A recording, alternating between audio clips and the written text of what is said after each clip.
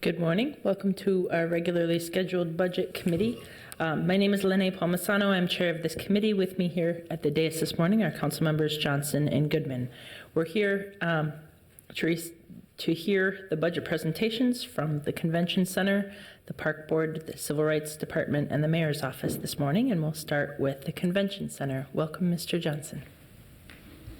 Thank you, Chair Palmisano, members of the Budget Committee. My name is Jeff Johnson. I'm the Executive Director of the Minneapolis Convention Center. With me here today are Mark Zerbel, he's our Director of Event and Facility Services, and Chris Hunges, our Director of Business Services, and a special thank you to Chris for putting together our 2020 budget. Melvin Tennant from Meet Minneapolis was unable to join us this morning, but I do have Brent Forrester and Sandy Christensen from Meet Minneapolis to answer any questions if we get to those. So the downtown assets budget consists of funding for the Minneapolis Convention Center, the Target Center, PV Plaza, and Commons. Who we are and what we do is not answered by an org chart, but is answered by the 8,000 jobs our activity supports each year, the millions of visitors we welcomed over our 30 years of existence, and the service that our employees provide each and every day, as we are the foundation of a growing hospitality industry in Minneapolis. We love being the face of Minneapolis to the world, and each day we live up to our legacy as one of the best convention centers in our industry. As we look at our current service level, it is very similar to our 2019 budget.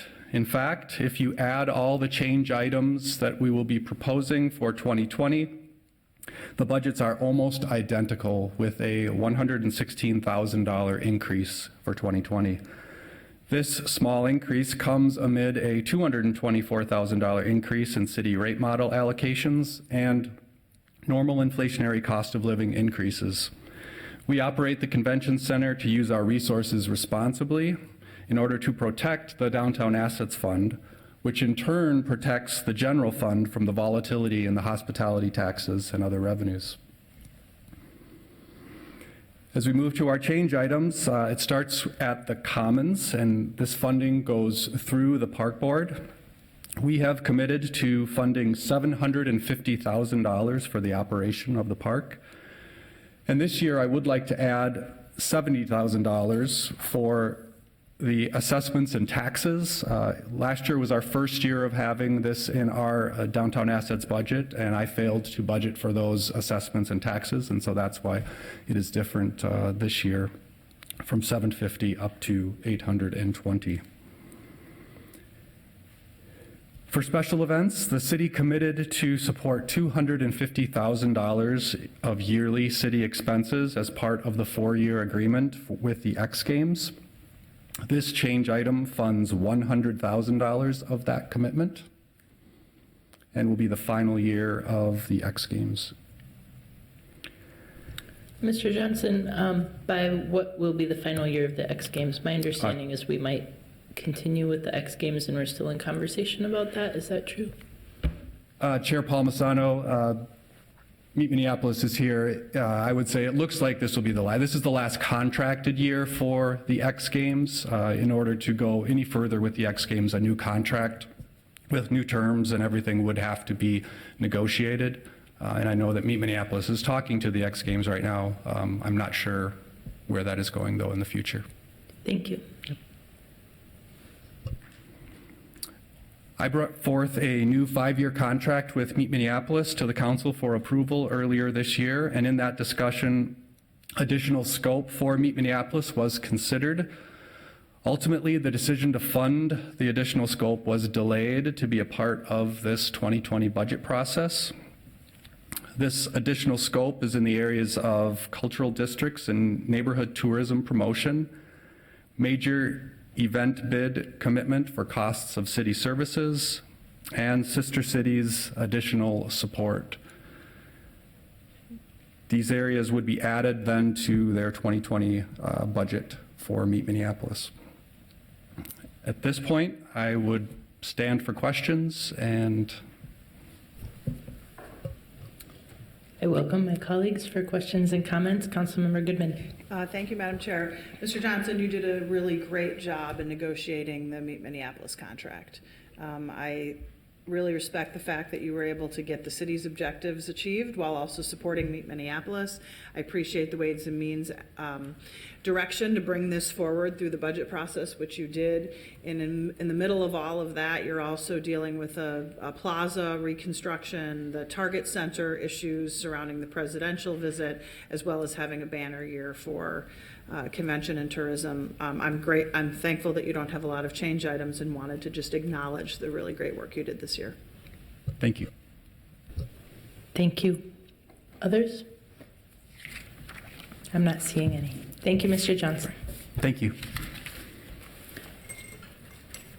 Next, we have the Park Board in queue, but I don't see anybody here from the Park Board.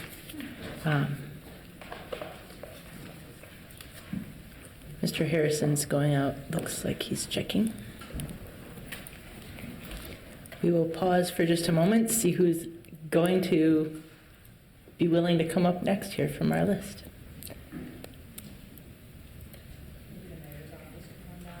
Yeah. Trust that we're looking for all of them.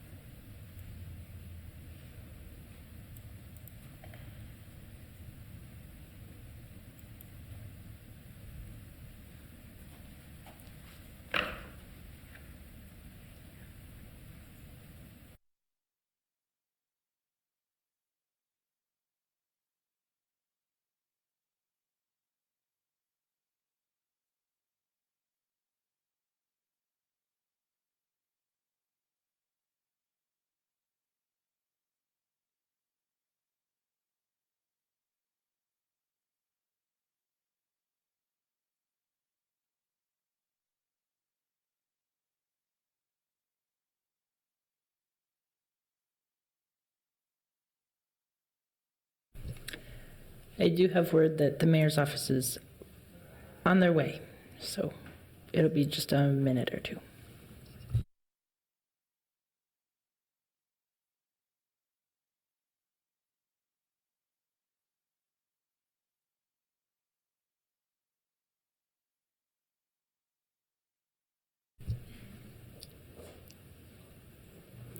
Ms. Vitale, thank you so much for your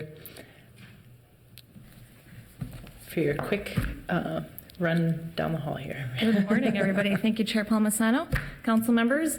My name is Gia Vitale. I'm Mayor Jacob Fry's Chief of Staff, and I'll be presenting the mayor's budget for 2020. A quick department overview. You're all pretty familiar with our org chart. A staff of 14, and we're divided into 3 areas. A policy area divided among the many departments that the city enterprise covers, a communications and outreach team, which supports that crew by delivering our message, receiving feedback from the community, and also administrative and constituent services team who manages all of the incoming information we have from our residents, business partners, et cetera, across the city. Our 2019 adopted budget, you'll see, is not much different from our 2020 request, which is really just the 4% inflationary increases in operations and costs. And with that, we don't have any change items for 2020. Be happy to answer any questions that might come from the committee. Thank you. Questions or comments from my colleagues? I'm not seeing any right now. Can you tell me, is the 4% inflationary increase consistent across all of the mayor's budget? That's maybe more a question for Director Innermill because it's about other departments. Madam Chair, The increase varies from department to department based on staffing and fleet. I think in general, 4% is pretty consistent. You know, those departments that have longer tenured staff may see a lower increase, but 4% certainly not out of line. Thank you. I'm not seeing any other questions or comments from my colleagues, so thank you very much. Thank you. Appreciate your time. We know that Director Corbel is on her way here. We are just going to get this entire committee done before the rest of our colleagues show up.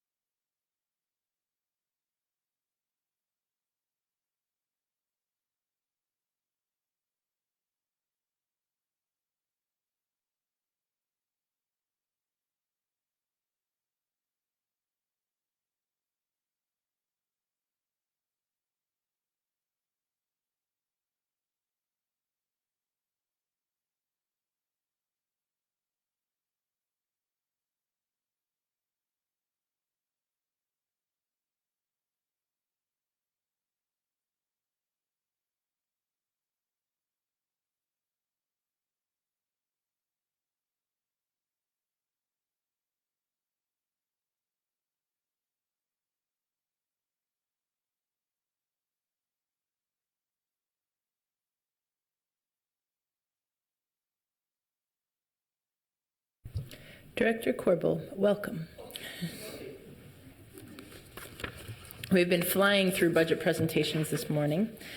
I appreciate your flexibility. I know that you are almost an hour earlier than originally planned. So, That's fine. Good morning. My name is Velma Corbel. I'm the director in the Minneapolis Department of Civil Rights. And I'm here this morning to give you a brief presentation on Mayor Fry's recommended 2020 budget.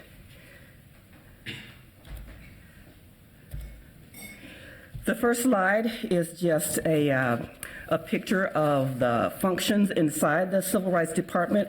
I'll just quickly talk about what each one of those blocks is doing in terms of work in the Complaints Investigations Division. That is our traditional Civil Rights Division. It investigates complaints of discrimination. It also partners with individuals and community to educate and do outreach to let community know their rights and responsibilities under the ordinance. They also perform under a work-share agreement with the U.S. Equal Employment Opportunity Commission at about $750 per work-share case. So that division will intake about $60,000 in revenue in the upcoming budget year. And the division also staffs the Commission on Civil Rights. The Contract Compliance Division is the division that ensures that women and people of color and indigenous have an opportunity to work on city-assisted contracts. They also have a variety of affirmative action, workforce, and small business work that that group is also participating in. The Office of Police Conduct Review handles complaints of misconduct filed against Minneapolis police officers, and that division staffs the Police Conduct Oversight Commission and the Office of Police Conduct Review panels. The Civil Rights Equity Division is a division that administers urban scholars and also is the department's liaison to the rest of the cities and departments' race, equity, and cultural education issues. And then our newest division, the Labor Standards Enforcement Division, enforces all of the workplace regulations, including the newest regulation that will go into effect on January 1st of 2020, which is the wage theft ordinance. A snapshot of the budget, the 2019 adopted budget, and the 2020 current service levels are in the slide that's before you. There are some small increases from 2019 to 2020. The largest is in our contract compliance division. It looks like the largest, 5.9%, but it really is indicative that division also is the holder of all of our internal service charges. So our rent, our IT, our insurance, those costs are in that division's budget. And then the other smaller percentage increases are personnel costs, salary costs, and also some small internal operating expenses, with office supplies, et cetera. Director Corbo, we don't usually see these kind of fractions of FTEs, Yes. so can you help just so that we understand how many FTEs there are in each of these areas? The total FTEs in the Civil Rights Department are 32, and those fractions of FTEs that you see in each one of those divisions is actually the administrative staff, myself, and 2 administrative personnel that are distributed across those divisions, prorated based on the number of employees in each one of those divisions. Thank you. Our change items, the mayor is recommending moving forward with a contract compliance officer 2 as a result of the growth in the labor and contract oversight that has been an ongoing trend in this division over the last several years, to the tune of $114,000 on an ongoing basis. And so this is for one full-time equivalent position. The next recommendation moving forward from the mayor's budget is for a program assistant. The dollars that you see there on an ongoing basis, the $40,000, that is actually the general fund amount for an ongoing FTE. The other portion of that FTE, an additional $40,000, is being funded out of our U.S. EEOC contract. So the general fund will be funding half of a position, and our federal funds that we are taking in each year will pay for the other half of that FTE to the tune of $80,000. And that is the Civil Rights Department's budget. I'm happy to answer any questions. I'm not seeing any questions or comments. I will say this, can you help us understand, the department budgeted $500,000 in federal and state grants last year, but didn't expend nearly that much. Is that because the grant is ongoing? Can you help me understand, if you recall what I'm talking about? Yes. How will the Civil Rights Department continue to use that money to address its priorities? Madam Chair and committee members, that dollar amount is inclusive of several different funding sources. The Community Development Block Grant resources are in that. The U.S. Equal Employment Opportunity Contract is in that as well. So what you see, the CDBG resources roll over year by year. If those are not expended in their entirety, those dollars are primarily used to pay for staff in the contract compliance division, and we had some vacancies throughout the year, so there's some vacancy savings there as well. As I mentioned, the U.S. Employment Opportunity Contract will be used to pay for half of that FTE in the Complaints Investigations Division. So I do expect that those resources will be spent down over time. Thank you. Any other questions or comments from my staff? We've just been joined, or from my colleagues, we've just been joined by additional colleagues. I'm not seeing any. Thank you, Director Corbell, for your time. You're welcome.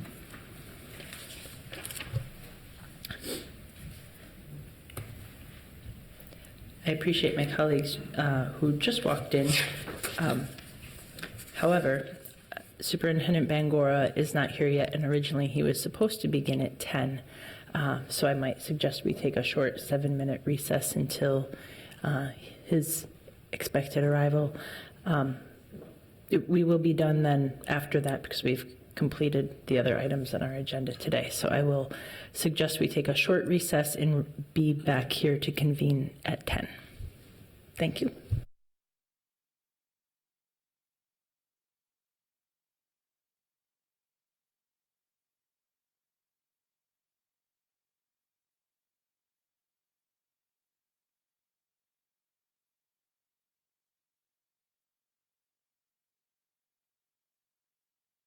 Bangora, it's nice to see you. So we're ready to get started? All right. Okay, here. I will share and introduce you, Sure. My colleagues here at the dais with me. Okay. From this side to that are council members Andrew Johnson, Lisa Goodman, Abdi Warsami, Jeremy Schrader, Philippe Cunningham, you know me, Yes. and Kevin Reich. Good to see you. Well, thank you. So I'll begin. Again, thank you. It's a privilege to be here today. And I'm just going to walk through the slides, and then what I'll do is I'll turn it over then to, of course, Director Weissman once I get through the beginning presentation. So we begin the budget process, the 2020 budget process, and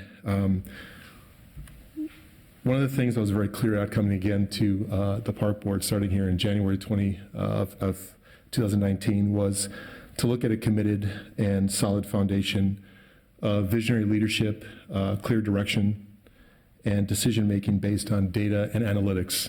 One of the things I was very clear about coming into the Park Board, starting as a superintendent, was to really base our information on data, analytics, and really a clear vision moving forward. And that has been driving us in not only our budget process, but as we looked at recreation as a whole to give really clear information about recreation and tying it to data.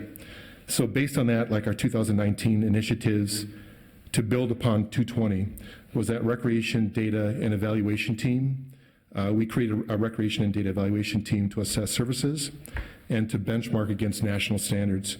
One thing we're very clear about is we wanted to make sure that we had a very clear data and analytics that would drive the decision-making in recreation. So we present in front of the city council or anyone that we'd have a very clear direction and data.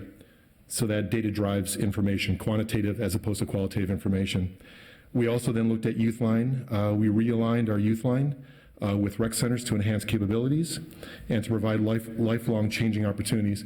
One of the things that we did with Youthline programs, we moved that directly into our rec centers so that we're addressing the community and our youth directly at the centers and improving that. Right now we're going through the complete reassessment of Youthline and looking at how we're going to deliver the best services for our youth through our Youthline program. So reimagining Youthline in a very different way.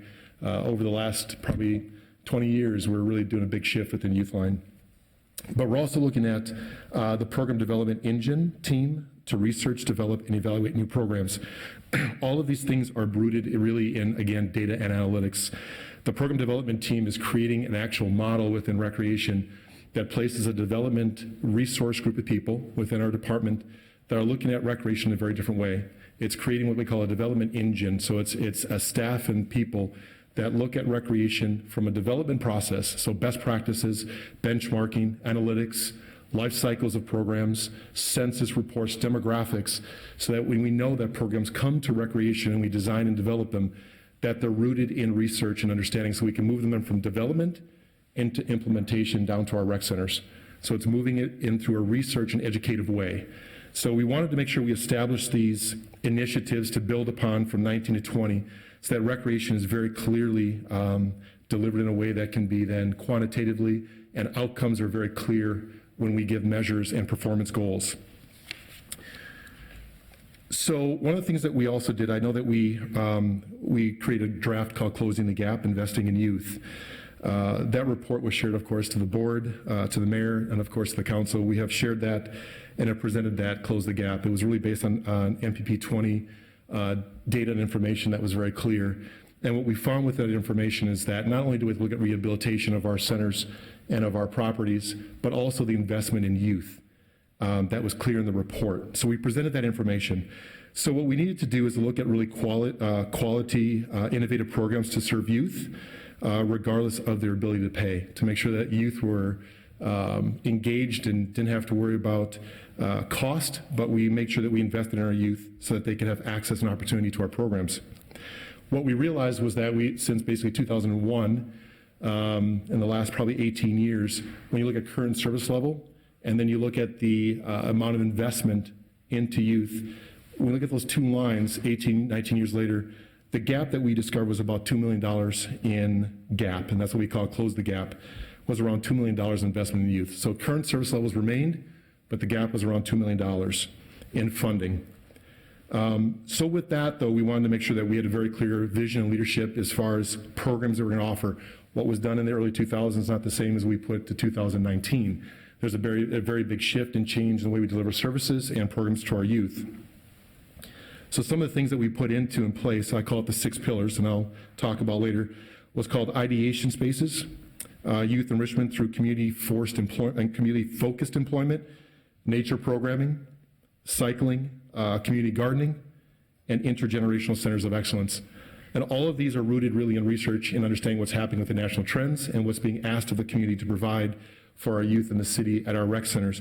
But it creates a foundation of programming for our community, for our youth, that's rooted again in research and analytics and data. So one of the things that we also are very clear about is how we make decisions and everything that we do within park and recreation. Clearly, we look at our racial equity criteria-based system, and it's looking through a lens of racial equity and making sure that all decisions that we make are based on that lens and that focus of racial equity. We are probably the first in the country, I believe, that has ever done anything like this with our racial equity matrix in all of our capital rehabilitation programs. It's really an amazing process that we go through. And some of the things that we focus on is the MPP 20 capital improvements and rehabilitation funding, the regional park capital improvement funding, the 2020 budget adjustments, the recreation center funding, and the department budget goals. So again, we're very, very focused on our criteria-based system of racial equity, and we're rooted in the decisions that we look at through that lens to make sure that we're offering the best services to our community with that equity lens. So with that, we had the 2018-2022 strategic directions that we laid out that was really adopted in 18, but it was ratified or reimagined or reaffirmed in 2019. When I came into the organization, I was very clear that my performance measure of how I implement and perform as the superintendent would be rooted in these 2018-2020 strategic directions. So the performance that we do through these, the benchmarks, the milestones, based on these strategic goals, are what I'm judged on, or my performance, but also the organization as a whole. And those 4 are invest in youth, be financially sustainable, protect the environment, and engage communities of power. So those are the 4 priorities that were adopted in 18, and again, that were attached to my performance measure as the organization to perform those goals in the next 4 years. The budget process also was tied to that. So in the budget process itself, everything that we determined and we decided to do in the budget was tied through A, B, C, or D as I go through these, which means that they're tied to the strategic direction. And then we're able to give very clear milestones. So the first one was strategic direction A was invest in youth. And as I mentioned before, we're committed to closing the gap for youth. And also, you know, park and recreation is really uniquely positioned to address this need. We have 47 touch points throughout the city. Really great staff. We have the capital, the building, the space. We are committed to that, and we are uniquely positioned to deliver those services to our residents. So we'll continue to work with the city and also with partner agencies to establish a sustainable youth investment. What I'm clear about is making sure that we are not duplicating services. We're going to work with all of our partner agencies across the city, whether it's, of course, the Youth Coordinating Board, with the Boys and Girls Clubs, with the YMCAs, with all of the schools, all of them, to make sure that we are delivering the best services and that we're not duplicating services, but we are going forward on a mission to support our youth in the city of Minneapolis. So the recommended budget includes another payment towards filling that gap. So one of the things that I show you on the slide here is really our commitment to hire an additional 60 youth in high-quality employment programs. We have the Green Team, Teen Works. We have the design team that works with planning. These young people are incredibly engaged in everything that we do within recreation. They are the ones that are leading many of the projects that we have. They do incredible work, and I think that, again, I mentioned before that we hire some pretty close to about 600 youth a year, and we probably have a waiting list of another 400. It's an incredible program we offer to the youth of Minneapolis, and it's a really important piece that we do, and I think we're probably one of the best, in my opinion, one of the best employment agencies and organizations in the city for our youth. They get incredible service learning experiences. They put not only dollars in their pocket, but they also get an incredible amount of experience working with planning, with environmental services, with our design teams. They do great work, and we look to improve that and really make it into more of a youth enrichment piece, that they have really outcomes, not just picking up trash, of course, but doing more than that and getting more out of what youth employment is. And so that's why we call it youth enrichment. We also, of course, are looking at these ideation spaces that I mentioned earlier. These ideation spaces are really critical. One of the things that I've heard say to us is that park and recreation needs to stay in its lane. This has been our lane for 20 years. We have over 30 computer labs with Bill Rowdy through Osiris at our rec centers. We've been doing this for a long time. What we're going to do is enhance and improve these locations. So what we're talking about here is everything from arts, science, STEAM, STEM, coding, documentary work, music production, audio engineering production, documentary, youth doing movies, creating designs, doing micro-entrepreneur businesses to where they do hats and t-shirts, for example. Then we have a business within this location where they learn how to run a small business as entrepreneurs, and then that money goes back in to support the program. Right now we're looking at 2 locations, but the goal eventually at the end of the day is to have multiple locations for the city of these ideation locations so that youth can lift up and do what we know in the world today is tech. And so we have an opportunity after school for these youth to come to these locations and to grow. And if anybody wants to define what recreation is, they can. This is recreation. This is what's happening nationally around the country, and there's actually much more that I can explain about this, but these are really important. If you look at this picture here on the bottom far right, that is currently a Powderhorn Recreation Center. That keyboard that you see, the mastering board, is actually the one that Prince owned. They've been doing this for 10 years down there, so this is nothing new, but we're going to improve this and make this better. And the possibilities through this is really incredible, and there's so many opportunities. We want to get youth into our centers and expose them to many different things, but digital literacy is really critical and important to our community. And we can also then do work with adults, not just youth. It goes across to all ages, so it's not just focused to youth, because this can offer so many great opportunities. The other one that we're investing in is offering free after-school programming for up to 80 youth at 4 sites. So 20 youth at 4 sites. What this would be is not just an after-school kind of a check-in. This is actually going to be 4 locations where families can drop their kids off and know that they have a quality program with certified staff that are with these kids. So it's not quite what we call Rec Plus, which is our program that we do in our centers. These are free after-school, engaged, check-in with your youth programs, 20 at each location throughout the city.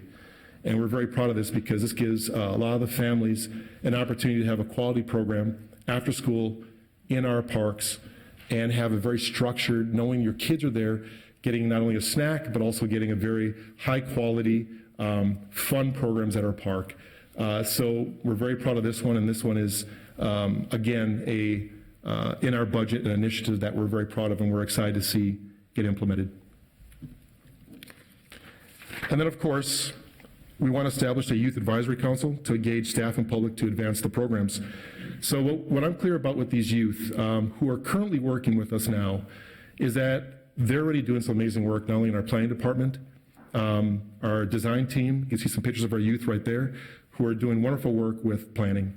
But also, we want to make sure that on the backs of our youth, that we talk about our kids every day, about who they are and what we're going to provide for them, that they're engaged in every decision that we make on their behalf, that they're sitting in the room and they're looking at city council, at the board meetings, they're with our CAC meetings, that they are there present and they want to have their voice heard in the decisions we make on their behalf.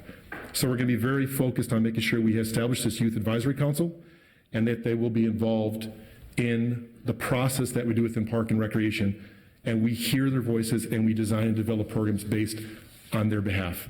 So right now, we're looking at 12 youth for this particular program. Superintendent Bangora, so this is a brand new youth advisory council, and can you help me understand, because the youth coordinating board is kind of the place that we have used in the past, and that to a very limited financial extent, the park board has participated as a partner in it, but you have commissioners and staff that come and are part of the youth coordinating board. So is this a new one in addition and beyond that?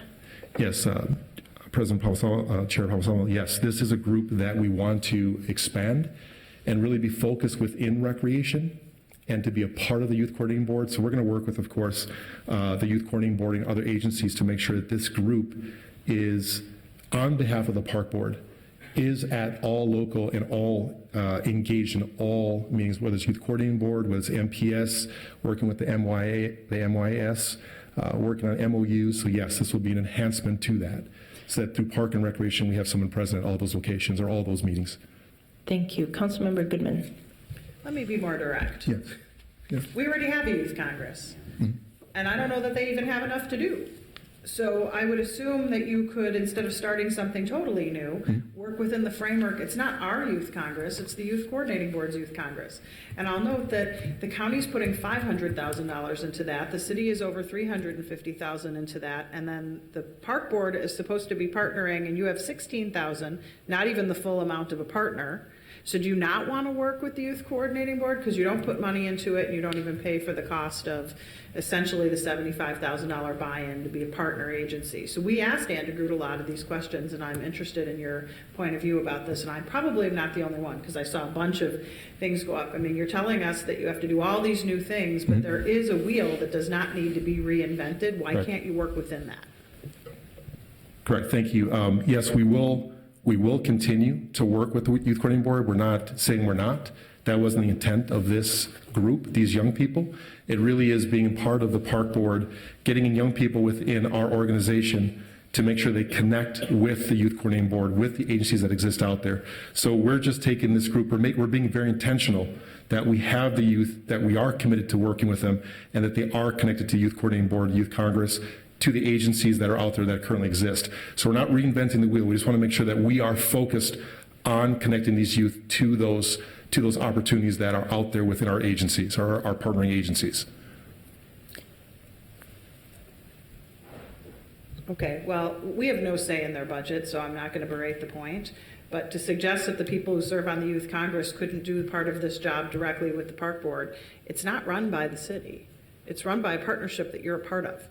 And I'm also interested in why the park board isn't contributing financially at least the partnership amount of $74,000, but why you're not in it. It seems like you don't want to work with them. $14,000, the county has $500,000 in youth programming, and they don't even do that. Okay. And the city has $350,000, which I would kind of see as part of your budget, but you guys have nothing in it. So do you not like the Youth Coordinating Board and their Youth Congress? Why are you not financially invested in it? And why will you not work with their group? Having your own is just a duplication of, it probably doesn't cost anything to do it, but I'm just interested in why the park board doesn't want to participate at the highest level possible with a group that's working on these exact same things, that is not wed to any one government entity. The schools are also, by the way, involved in it. Yes, thank you for the question. As soon as I can get a better answer for you right now, I can't give a specific answer because I wasn't sure about the total amount of dollars that we invest, I can give you a better answer for that. Well, I'm sure of it because it was sent to us. Yes. And the amount is $14,000 Okay. out of like $1 million budget. But Okay. you're a big beneficiary of it, and great, because that's where we see centralized coordination happening. But it just seems to me like, as soon as I heard you're going to start a whole new panel to do the exact same thing the Youth Coordinating Board is doing, I mean, colleagues, maybe we should look at whether or not we don't fund the Youth Coordinating Board then and let the Park Board do this work. I appreciate that. Did you have something that you wanted to say? No, in I response? will get more information. I can give more response, more information to you about We that. have an additional comment or question from Absolutely. Councilmember Cunningham. I will mention that I know that the last 3 Youth Coordinating Board meetings, the Park Board has not been present, so I didn't know why that was, but I'll just make that as a point. Councilmember Cunningham? Thank you, Madam Chair. Thank you, Superintendent. Yes. I actually was going to make the same point. I don't mean to belabor it. I just think that there's an opportunity to collaborate there because of the fact that we already have an entity, that infrastructure in place. So if you have youth who are interested in specifically focusing on park and recreation related work. I mean, there's an opportunity to create a subcommittee, Absolutely. so that we don't have to create additional infrastructure. And given that the parks are a part of the Youth Coordinating Board and the Minneapolis Youth Congress is a product of that board, I just think it could potentially be beneficial and for consideration with budgetary considerations. So I would recommend maybe connecting with Andrew Groot on that as well, just as an opportunity. I don't mean to belabor it, but we really have phenomenal young people who are part of the Youth Congress. And if you all have young people who are cultivated with their leadership, they're already engaged, they should be applying then to the Youth Congress so that we can have their expertise with the parks and recreation at the table as well. So I just want to really reiterate that I think there's a huge opportunity for collaboration given that you all are a partner and given that you all really have such a huge role in youth development for our city that it would just be really wonderful to enhance the opportunity of collaboration with that partnership already at the table. And then the one other thing that I wanted to just share is that generally speaking, I have concerns about the lack of diversity of programming that's available. I can't speak for my colleagues, but in my ward in particular, I have pretty much the only programs that are available in my ward, and we've talked about this before, are athletics, and we have football, and then there was a suggestion of boxing, and I was like, I would really like programming that does not cause traumatic brain injury in my kids, but in fact enriches their lives. So we don't have like dance, we don't have arts, we don't have extra music programs, and so I was just curious. I know that we have the ideation centers and additional programming for 20 youth at 4 sites. What is the plan long term to be able to increase before we, I know that ideation centers are, a part of your purview, but as we are looking at the full picture, it's like, we just need after school programming, generally speaking, that really is a menu of options for young people across youth development. And so what is the plan to be able to expand that across the city equitably? Yes, thank you, Councilmember Cunningham. That's a good question. One of the things that I'm very clear about is that developing these ideas, looking at these pillars, for example, is the beginning to really start to understand what we do foundationally across the system. One of the things that I'm clear about is that a particular site can do incredibly good work, right? Because the passion the person has when they're there. So if I'm a person that really loves art, and I'm a facility supervisor running that location, I will then do incredibly great art programs. But then what's missing could be the fact that within that community there's a preschool group of preschool program that might be important because there's a large population of families that have moved in with young kids, right? Or they could be an arts focus. The people want to do pottery classes. They want to do senior locations like older adults, right? Activities, arts, sciences, those kind of things. So what I'm establishing here, when I go back to that development engine piece, where I've talked about that foundation, is that fundamentally we're changing the way that we do this, that it no longer becomes about what I feel and what I like, but what is rooted in the fact that data and survey demographics, that this team is then looking at the city as a whole, looking at communities as a whole. And they're looking at demographics, they're looking at census, they're asking questions, they're doing surveys. That then we then disperse programs throughout the city that are fundamentally rooted in arts and science and nature and cycling and technology and older adult programming, intergenerational programs, nature-based programs. So what we're creating for the first time is really this foundation set for everything that we do in our centers. This development engine piece, the reason why it's important, I talked about data and analytics before, is that it no longer becomes, again, I feel like this is something I should do. It becomes what is required of us to do in the center based on what the community is telling us. This development engine, which is called the innovation engine, creates then the model. It does the research and analytics behind it so that when we deliver it, it's delivered in a package. It's done. It doesn't then have to be scared at the center. I don't have background in nature. This resource team will help you deliver that, and we'll execute that at all of our locations. The part about community gardening, for instance, community gardening will be across all of our centers. We'll do things from raising vegetables and doing farming and creating these spaces. They'll be at every place.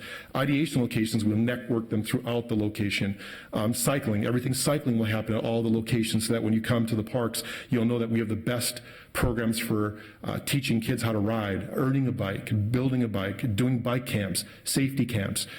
We're foundationally setting these now so that it doesn't become a one-off at a particular location. It becomes standard throughout the entire organization. Because then it doesn't become, why does this one have a really great arts program, but this place doesn't? Why does this have a really great preschool program, but this one doesn't? Right? So we're foundationing, we're setting all of that across the organization.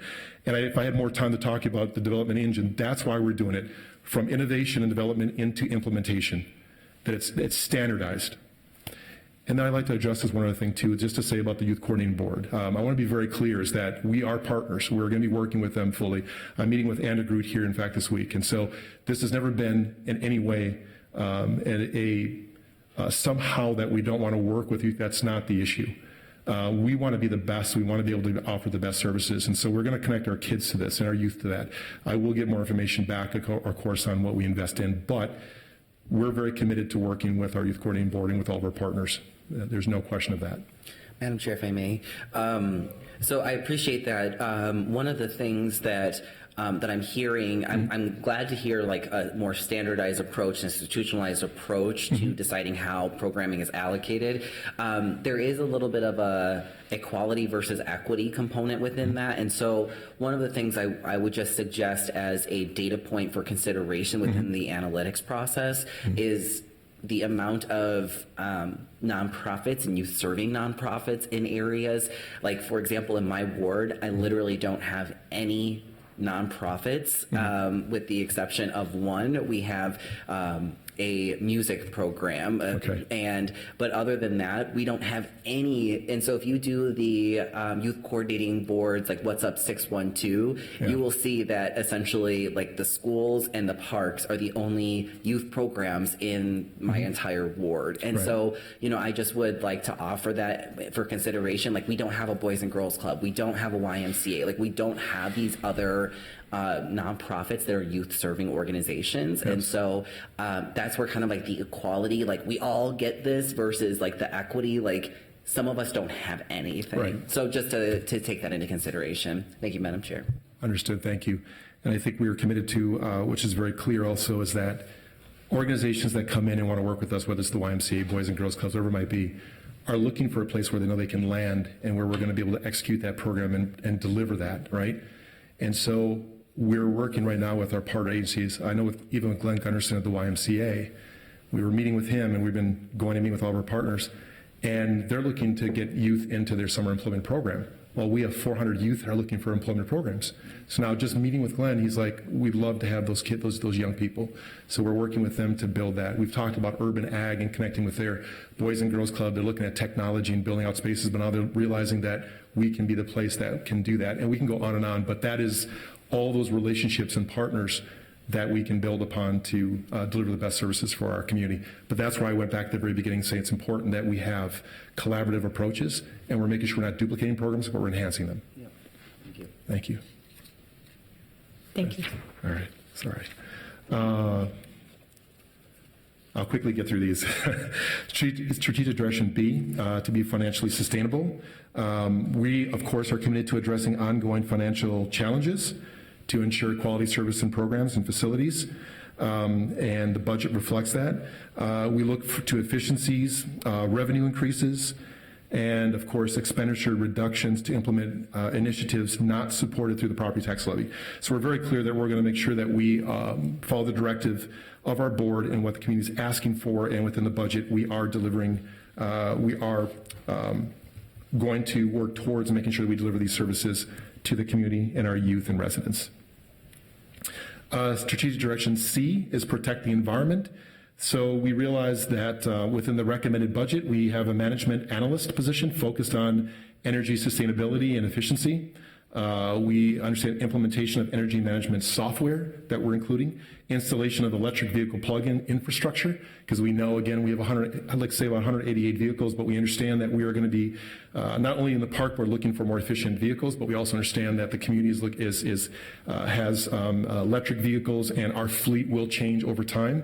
And so we're making sure we're putting the infrastructure in place to provide those charge-in locations for vehicles, and continued reduction of greenhouse gas emissions using carbon footprint analysis, scoping efforts for shoreline management plan and development of urban forest management plan, and the implementation of a formal criteria for evaluating new equipment. In long terms, we're very focused on our carbon footprint. So I'm going to pause you and just call on council members Cunningham and then Schrader. oh, sure, absolutely. Thank you, Madam Chair. I'm curious if there has been any collaboration with the city's sustainability division, just to see if there's any cross jurisdictional collaboration around this particular area. Yes, Councilmember Cunningham, yes, there has been. I don't know the specifics, but I do know that Assistant Superintendent Jeremy Barrick with our department is working very closely with the city on all different initiatives. I can give very specific examples of that, but I do know that there is a connection, and they are working together on sustainability. And I can give very specifics to that for you. Yep, you're welcome. Councilmember Cunningham. Schrader. Yes, just to continue on that, I think these are all very good, but I think it's very much focused on reducing carbon and not on like being part of the solution. And I think we're very much in that time. Like, this is very timely. Where the city's really headed to is the next step of how are we drawing down carbon? How are we thinking toward the future? And frankly, the park board is so much better positioned than the city is, just with the land you have and what you're capable of. Yes. So I think just on your fourth bullet point, I just encourage you to kind of push that, to think about like how you can be drawing down carbon in all of the land that you have, and continue the conversations with sustainability.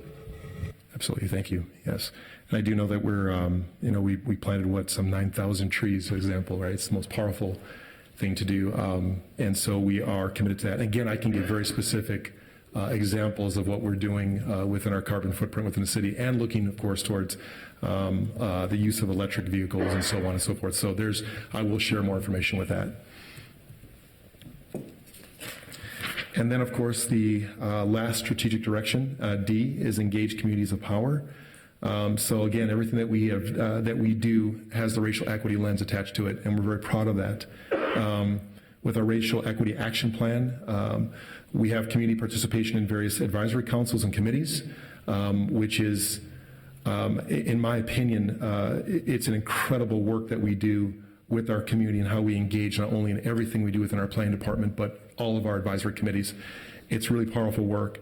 And so very proud of that. And then within the recommended budget includes implementation of the language access plan, development of a police officer career pathway for non-traditional diverse candidates, and expanding the ambassador program with volunteer support.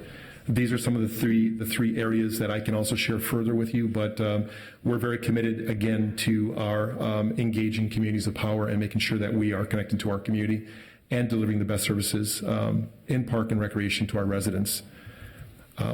With that, if there's no questions, I can then turn this over to Director Julie Weissman for the other half of the presentation. Councilmember Goodman. Thank you, Madam Chair. I'm interested in this developing your own career pathway for police officers. Really, is that the business you guys are in? Is developing career pathways for police officers? I mean, those police officers at the park board actually, I think, work for the city. So, and we are killing ourselves to have more diverse candidates. So I'm interested if you're putting money into developing a new career pathway at the same time the city is working on that? Councilman Goodman, what it is that Chief Ojado, we're trying to get diverse candidates within Minneapolis Park and Recreation Police Department. And so what this particular plan is starting to reach out to candidates earlier, so when they understand what the opportunity is within the policing, that we are starting to work with them earlier before the job announcement just goes out and they apply, but they understand that there's a pathway into becoming a police officer within the city of Minneapolis. And what we want to do is we want to make sure that we connect with people with a diverse candidate pool earlier than just, again, putting an application out there. So this engagement is just a way of saying, here's opportunities within the police force within Minneapolis, and there's an opportunity within Minneapolis, the police department, the Minneapolis Park Police Department, that is another pathway for you to engage or to apply for within Minneapolis Park and Recreation. So it's a tool to help engage people earlier before they apply for the position. Well, I don't serve on public safety, so I don't want to comment any further, but you would think that would be coordinated with MPD, and it wouldn't cost you anything.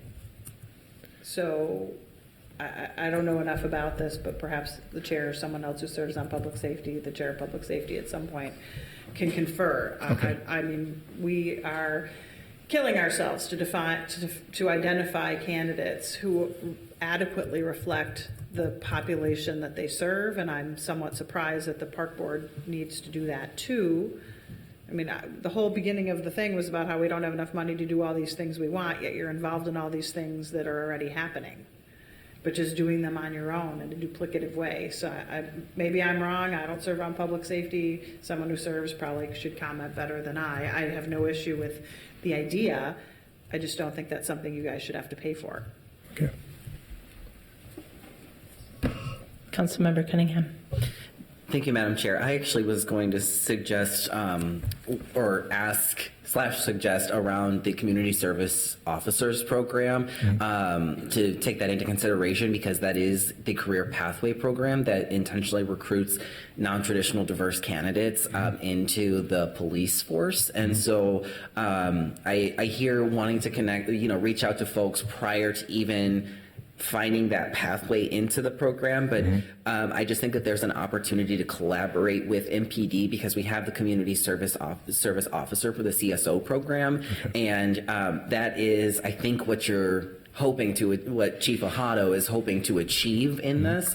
And so there might be an opportunity, even if, the dollars are allocated, just to figure out like the pathways that already exist and how to leverage those to achieve your outcome. So as somebody who's pretty involved with the public safety work, I just want you to maybe take that into consideration. Absolutely.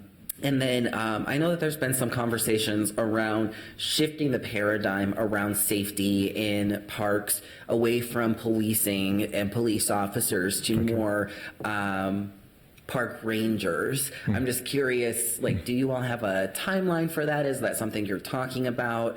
And is that something that you all are planning on doing? Thank you for the question, Councilmember Cunningham. We, at this point, there hasn't been a conversation about changing officers from sworn officers or police officers to rangers. Right now, what the discussion has been around is uniform, the color of the uniform for the officers. The board has asked that question. They have looked to see what that is. We have done the research and understanding of what that would be. So that is in the hands of the board. But there hasn't been at this point, to me specifically, about changing sworn officers from Minneapolis Park and Recreation to the name Rangers. That has not been it. But I will say that I know that Chief Ojado and Chief Rondo are very connected, and I can almost guarantee that Chief Ojado has spoken directly with Chief Rondo about this opportunity to look at how we start to recruit for park police, our 35 sworn officers that we have within our organization, and the unique work that they do. Our officers spend probably 85% of their time is related to park issues. 15% is related to city. Our MPD and our officers work very closely together. There is no separation.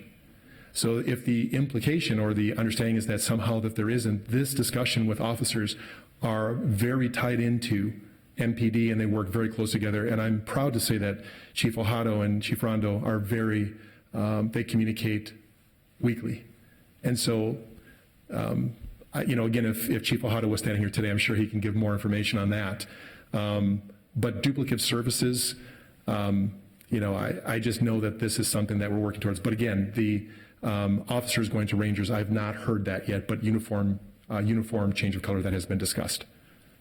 Great, thank you. I know it's outside of our purview, but I just wanted to ask that because of the fact that there's just been a lot of conversations out in the community around the paradigm of policing parks, which are primarily kids. And so just wanted to check in about that. Thank you. I appreciate it. Thank you. Superintendent Bangura, you mentioned that the conversation around park police has been more in line around the uniform that they wear. And can you help me share the goal there? I don't think it's from changing from blue to brown is a uniform color, but rather to create a softer uniform option. And can you share with us the goals of that a little bit? Yeah, Chair Palmisano, yes, that has been the discussion.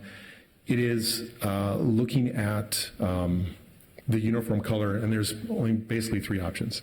There's either the blue, the brown, or the green as options. So the green has been mentioned as a color that would then distinguish our officers as park officers. So that is, so there's both sides to this. There's the side that I know that officers within the organization are proud to wear the blue color of Minneapolis officers. They are sworn in within that blue uniform. So there is that pride for that. But there's also the pride to being a park officer, meaning that they are sworn officers, but they are, they do address the issues within our park system. That's what keeps it safe. Less than 2% of the crime happens within our parks. That's what the uniqueness of our officers and the pride of having that as part of our, as part of Minneapolis Park and Recreation is the safety of our parks and the safety of the city. So that color is in the effort to, like you said, to look at maybe a softer or a representation of our officers and what their role is within the park system, but still within the city of Minneapolis also. Thank you. Councilmember Johnson. Thank you, Madam Chair. I'm really happy, Superintendent, that you're having that conversation around that. I personally think it would be really great to see park officers really rebranded as Rangers wearing the green uniforms, and is something that I hope they'd be proud of, because I look at our National Park Service Rangers that are wearing very distinguished uniforms and serving that law enforcement role, and I think they're doing tremendous work and adding tremendous value to our park systems nationally. And I think it would be great to have that distinction locally as well, because I think too many of residents don't realize that it is a separate body and that they serve a separate role from Minneapolis Police. And I think that that would be helpful not only for residents and not only for the softer experience that others have talked about, but I think as well could be something that generates a lot of pride within that force and for residents on the whole. So I'm glad that that conversation is happening, and thanks for the update. Yes, thank you. Superintendent Bangura, I appreciate that most of the work that park police do within the parks is not dispatched, but as the way that the future of park police would operate through dispatch, it wouldn't be any different, right? You would still be looking to have sworn peace officers serve in these roles. Yes, Chair Palmisano, yes, they are sworn officers. So their roles would not change as far as response that would occur in the street. If they respond, if they're the closest officer to response to something that's within the city, they respond. But again, most of their work, when we broke it down, was 85% of their work is connected to parks.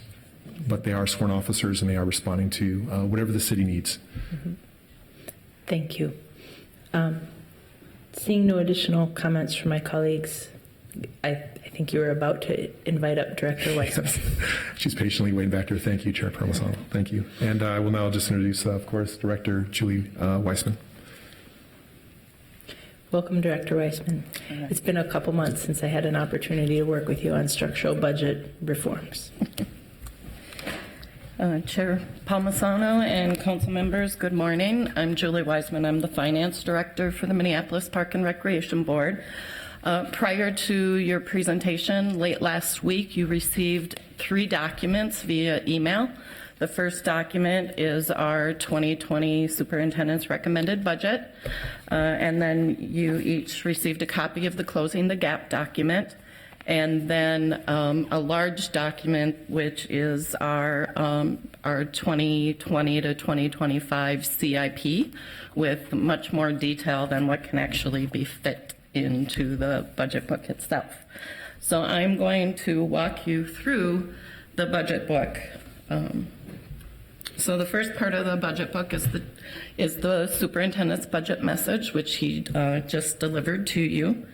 And the next section is the budget highlights, which includes board direction that we received, some factors that we considered during the 2020 budget, and then outlines the basis of how the recommended budget was determined. Of course, we, in this budget, we are recommending that we utilize the maximum property tax levies that were authorized by the Board of Estimate and Taxation. And then we also wanted to move forward with the strategic directions, and since those weren't supported in the maximum property tax levy, we then had to look at other areas within our budget to fund the programs and services that the superintendent just outlined for you. And how we did that is we established some increases in our current fees and charges, and then we always ask our departments to come up with great new ideas, so we are implementing some new fees and charges based on some new services and different ways of delivering a couple of different services. But then we also had to do some service reductions, so we had to look in every division and reduce some services. And the first one is we had position elimination. So we eliminated 3.7 FTEs. It's 3 full-time positions and 2 part-time positions that were currently vacant. And then we have some program and service reductions and then other reductions. The general fund initiatives, it outlines all of the changes that happened within the divisions and the departments. For the other general fund initiatives, I am highlighting the commons. As you all know, that by court decision, that became the Park Board's responsibility in May of this year. It is under appeal, so we're waiting for the determination from the courts on the appeal. In the mayor's recommended budget, he did support the commons through an allocation of other funding, not property tax dollars, to go to the park board to help us with maintenance, maintaining, and management of that park in 2020. The next section of the budget book is the strategic directions and performance goals that the superintendent talked about. The strategic direction was adopted by our board in April of 2018, and it's their direction based on our comp plan of what they wanted to accomplish during their term on the board. The performance goals were adopted in April, as the superintendent talked about. Those are the goals by which the superintendent, the executive team, the departments, the organization will be measured to see how successful we are in implementing those goals. I'm showing this as just an example, but you'll see that this section is pretty pretty large at this point because we have the strategic direction, invest in youth, and then there's performance goals underneath there. This is an example of our performance goal around youth employment. So the performance goal is that we would have sustainable growth in youth employment, and we would like to increase youth employment in our organization by 25% by 2022. We outline the milestones that are going to happen each year, and now we are starting to identify our accomplishments around each one of these goals and performance measures. So between the adopted budget in 2019 and the superintendent's recommended budget for 2020, we are increasing youth employment by 106 youth. That's a 14% increase, so we are a little more than halfway to our goal of 25%. The next section of the budget book is the background information. And then property taxes, this is the first section that is financial. Our maximum property tax levy is $69.5 million. That's a 5.7% increase. We are 18.6% of the total city tax. Local government aid in 2020, we expect to receive $9.6 million. As the city incurred reductions in LGA, so did the park board. Our 2020 amount of $9.6 million is still about $1 million underneath what was the maximum amounts we used to get before the economic downturn. The next section of the budget book is the general fund. In our general fund, property taxes make up 75% of our general fund budget. So we are heavily reliant on property taxes for the programs and services we provide. And again, if you think about Parks and Recreation, a lot of our programs and services are free. There is, when you're talking about equity, we need to make sure that we are providing services regardless of a person's ability to pay, and therefore we are more heavily reliant on property taxes. On the expenditure side of our budget, almost 70% of our budget is wages and fringe. We are a people-serving agency, and it takes people to serve people. Our expenditures by division is the next chart. You'll see our environmental stewardship is almost 50% of the general fund budget. So that's the maintenance, forestry, environmental management. Recreation makes up 25.2% of our budget. Our board had talked a lot about wanting to see that their values start being reflected within their budgets. So you'll see the two largest dollar amount increases are in the environmental stewardship and recreation services. So that is definitely being reflected in the budget. Question or comment from my colleagues? Councilmember Goodman. Thank you, Madam Chair. Could you just show me how the Parks and Streets plan is reflected in this overall budget? Sure, we'll talk about the bigger part of it in capital, but during the in the MPP 20 program, we received an additional $3 million to improve our service levels for maintenance, mowing, pruning, some specific items. That was property tax dollars, so it's not a separate funding amount. It's part of our levy, and the majority of that budget is in the environmental stewardship department. I'm more interested in the capital number. Here, the capital number says you're only spending $3 million on capital, but we know that's not true because we gave you $8 million to spend on it. Why isn't that in the overall budget expenditure by division category? Sure, Councilmember Goodman.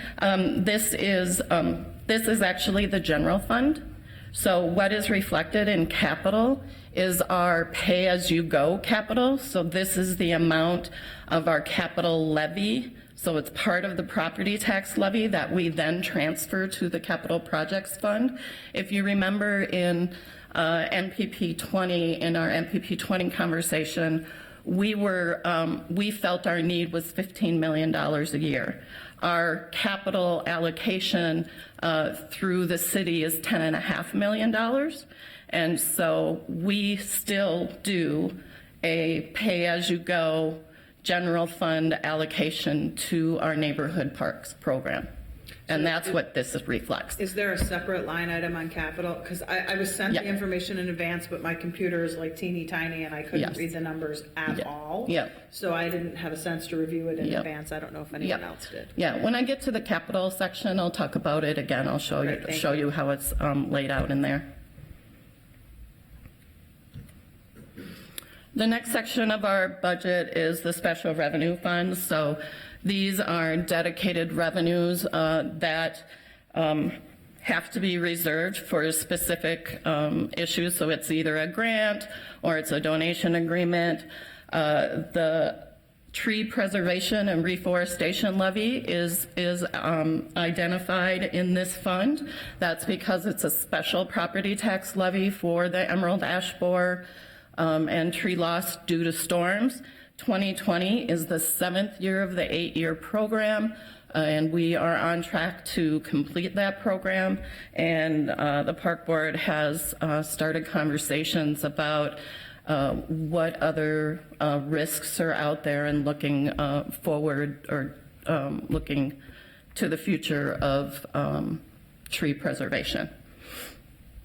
The other two things that are identified here are the park dedication fees are brought into this fund until they're allocated out through the capital improvement program, as well as our operations and maintenance money that we receive from Met Council through the lottery proceeds. Those are accounted for in this fund until they're specifically allocated out within the capital program. The next section of the budget book is the enterprise fund. We have several operating units within the enterprise fund. You'll see that customer service with parking, use and events, and vendor and concessions and agreements are our big money makers in the enterprise fund. We are still working through some agreements with the Walker, and we hope to make the Sculpture Garden a revenue-producing facility. Golf is listed here. Again, golf has been operating at a loss for several years, and it's this superintendent's commitment to really look at golf operations and figure out how does that fit within the system of parks and recreation.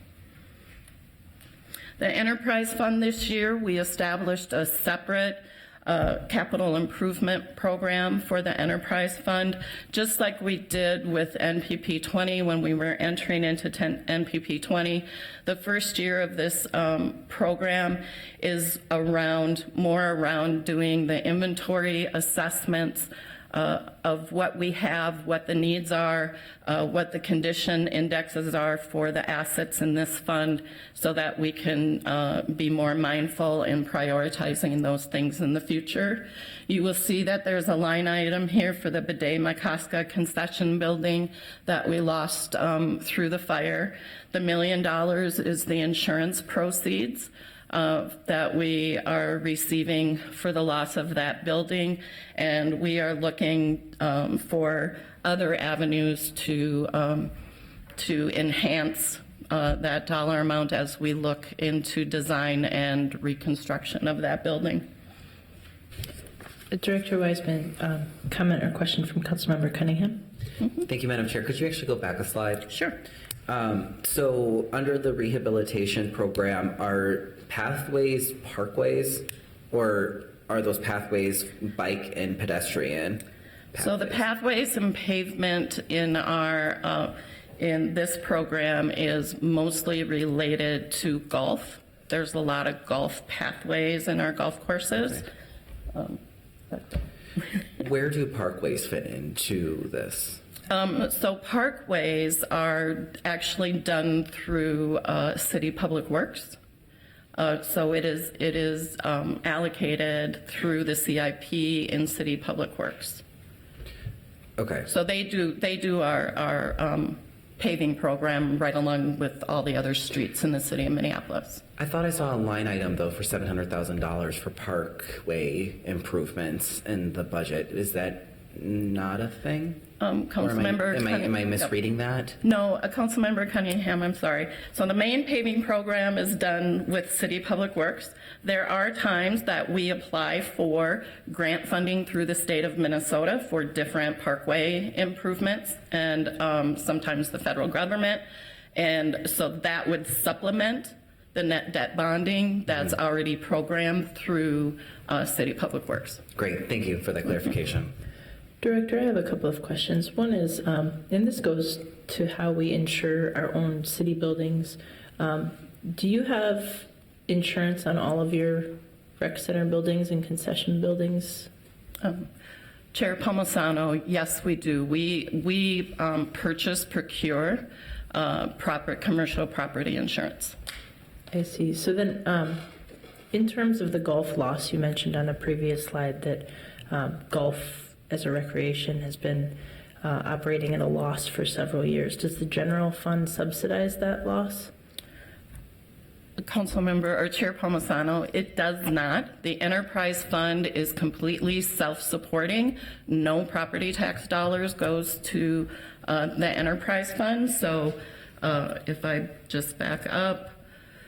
So right now, because golf is losing money, it's actually the parking, use and event. It's the other areas that are supporting that and not property taxes. The issue that we get into is because it's been losing money, we aren't able to reserve funds for capital improvements, and it's kind of a downward spiral. So we're really looking at how we can stabilize that so that we can start making investments. So we're looking at the whole fund, the fund as a whole, not just golf. Yeah, it seems, just from your presentation here today, it seems that the enterprise fund could certainly go to use for other kinds of maintenance and things that are needed. So thank you. The next section of the budget book is our internal services funds. If I may pause, Yep. Councilmember Goodman. Thank you, Madam Chair. So it's very difficult to close a golf course. Just ask the Poor Park Board how they deal with it. It's a very sticky wicket, and it's been going on for years. One thing that I just will point out, because I feel like I need to, is where's Meadowbrook Golf Course located?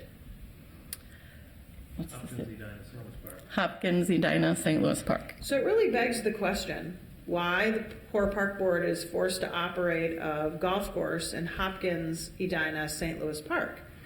You would think that that property in those cities, if they wanted to maintain a golf course, should be sold to them or potentially to a developer if the cities didn't want to buy it, so that the park board could focus on its programming for inner city youth and all the other things.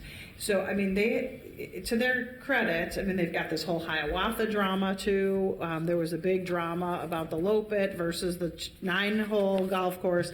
People are very passionate about golf courses, even in the city of Minneapolis.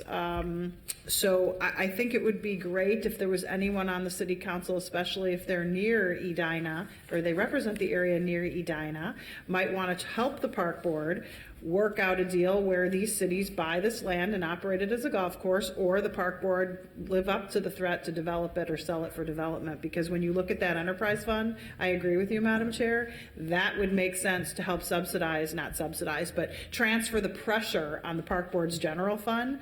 But anytime they even suggest anything like it, it's a huge drama. So I personally would support you in selling that land to those suburbs and let them decide what they want to do. I would guess it would come at a very high price, given where it's located, so close to Southwest LRT, where everyone wants to develop things. So I think the time has come, given the fight over the levy, to look at potential other solutions, even if they're difficult, in order to help the system serve inner city youth. Thank you, Councilmember Goodman. As you said, in the past, I have kicked that hornet's nest, and it has become a drama. So thank you for instigating it again. Director Weisman. So the next section of the budget book is our internal services funds. We have 3 internal services funds: information technology services, our equipment operations, and then the self-insurance fund, which does include we're self-insured for workers' comp, general liability, and then the procurement of commercial property insurance. You'll see that our equipment operations, we are recommending a budget that utilizes a little over $500,000 in reserves.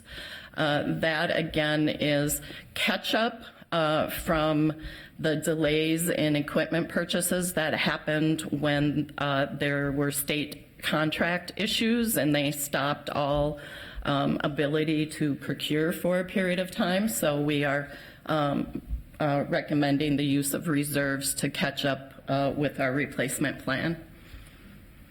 And then here is the capital improvement program that Councilmember Goodman was interested in. And so the first line is the NPP 20 bonds of $10.5 million. We have our neighborhood park capital levy, and then park dedication that is being allocated in 2020 and 2021.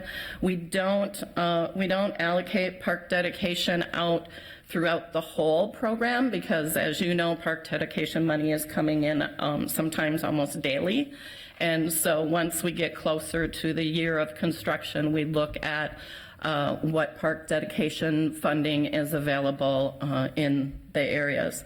I will point out that 2020 is year 4 of our MPP 20 budget, our program. And really the first year was, like I said, was a lot of assessments and prioritizing of projects. So years 2 and 3, you're really starting to see the construction out in the communities. It sometimes doesn't feel fast enough for some neighborhoods and some people, but understanding that this is a long-range program, 20 years, so we can't get to everything all at once. And again, we still have a slight gap where we thought we needed $15 million a year. And you'll see through our program and our other funding that we're getting close to that $15 million, but we're not quite there. So we are going to get through all of our parks before the end of the 20 years and be able to start a second round in a few of the parks within that 20 years. But we may not get everything that we wanted to get done. And then the last section of the budget book is the personnel summary. And I just provided a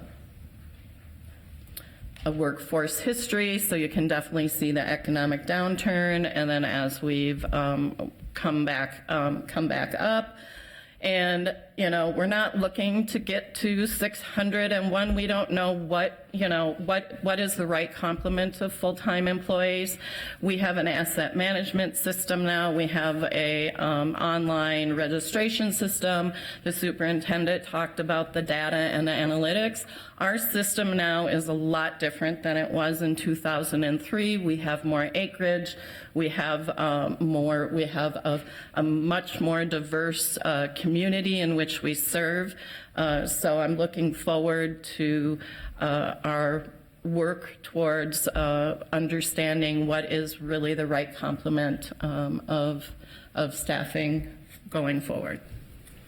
Director Weisman, it's my understanding that during the markup last year that the park board authorized increases to FTE counts based off of one-time money that was then in the mayor's continuing service level request this year. Is that the case? And if so, I think the mayor honored that request. Is that right? Councilmember or Chair Palmisano, we did not authorize full-time employees with one-time funds. What happened last year in the markup is that some positions were added, and we knew that the positions, because job descriptions needed to be updated, we know how long it takes to go through the civil service process, that we didn't fully fund those positions in 2019. So they were a full-time position, but we knew we weren't going to be hiring them until April. So 8 months was built into the 2019 budget, and then when we came back with our current service level for 2020, we had that 4-month difference or increase because they were a full-time employee. Mm-hmm. Okay, thank you. And this budget does not have that in there. That's right.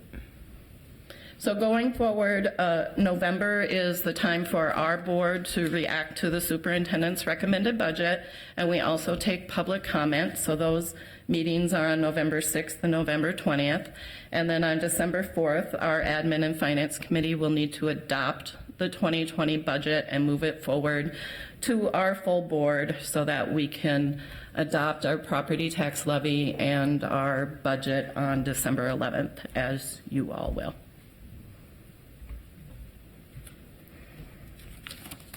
And with that, I'm done. Are there any questions or comments from my colleagues? Thank you, Minneapolis Park and Rec Board. Thank you, Superintendent Bangora, Director Weissman, and others here today. I do, before we adjourn, want to just remind my colleagues, thank you for coming today, how the rest of this budget process goes. We have completed all of our departmental briefings, and so I will make a motion to receive and file. We have just enough to do that here now. We will cancel the overflow time that we had originally put on calendars for November 4th. Then on November 7th, the intent is it is a daytime budgetary public hearing that is intended to get the community's input on the mayor's recommendations before we start doing other kinds of work on our city's budget. Then on the evening of December 4th, that is intended to get community input on the total levy amount, and we tend to hear feedback, continued feedback on the mayor's budget and that sort of thing. Then on December 6th, that budget meeting is for the council to respond and add our components or introduce amendments to that budget. After that, December 11th, these two, the 6th and the 11th, are not normally so close together, but simply because of where Thanksgiving lies on the calendar this year, that pushes it to be kind of compressed. On December 11th, the community gets to respond to the council's actions, and then for us to make any further changes and adopt our city's budget for the year. Are there any questions or comments from my colleagues? Okay, I will move to receive and file the following department budget presentations: the Convention Center, the Civil Rights and the Mayor's Office, and also our briefing from the Park Board. All those in favor, please signify by saying aye. Aye. Opposed? That carries. Those items are received and filed. With that, our Budget Committee is adjourned. Thank you for your time.